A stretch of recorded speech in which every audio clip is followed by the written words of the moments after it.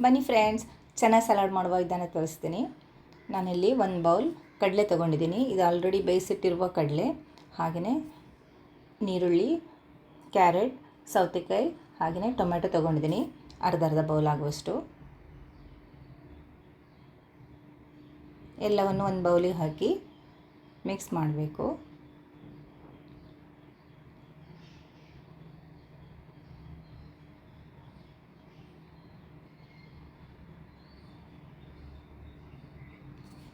ಮಿಕ್ಸಿಗೆ 1-2 spoon curd ಹಾಕ್ತಾಯಿದ್ದೀನಿ. ಹಾಗೆಯೇ ಒಂದು 8-10 ಪುದೀನ ಎಲೆಗಳನ್ನು ಹಾಕ್ತಾಯಿದ್ದೀನಿ. 1/2 ಸ್ಪೂನ್ ಚಾಟ್ ಮಸಾಲ, ಹಾಗೆಯೇ 1/2 ಸ್ಪೂನ್ ಬ್ಲ್ಯಾಕ್ ಸಾಲ್ಟ್ ಹಾಕ್ತಾಯಿದ್ದೀನಿ.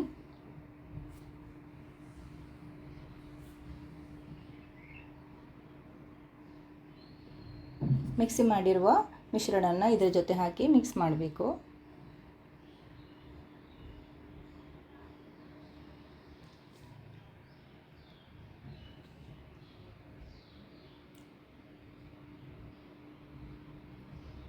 ಕೊನೆಯಲ್ಲಿ ಒಂದು ಅರ್ಧ ನಿಂಬೆ ರಸ ಸೇರಿಸ್ತಾ ಇದ್ದೀನಿ.